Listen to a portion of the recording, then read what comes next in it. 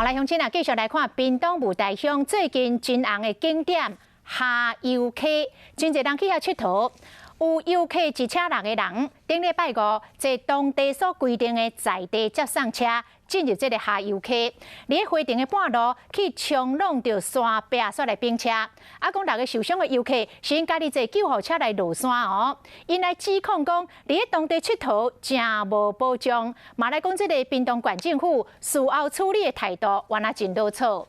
啊，屏东县府是来表示道歉，讲会专门来检讨到旅游行程的安全管理。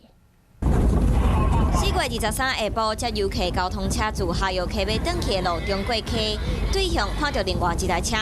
民众提供画面表示，当时的车是对伫这台交通车后壁，结果2台车在相闪的时向失控，弄到山壁冰车。是经过撞击，全身都在痛，然后还要用力爬。车顶总共6个人，各惊讲各痛，自车底爬出来，大家身躯顶拢也有伤。后来各家己坐救护车落山，予医生看。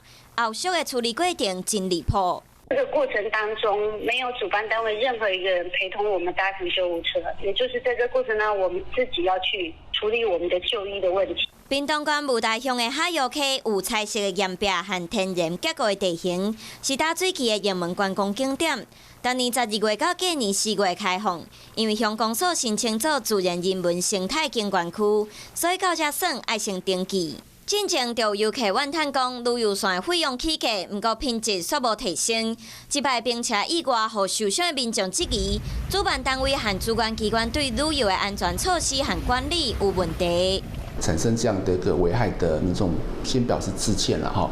那本府针对这件事情呢，事实上第一时间我们就跟公所必须要做后续的妥善处理了。所以我们预计只是在5月中旬，因为做一个总检讨。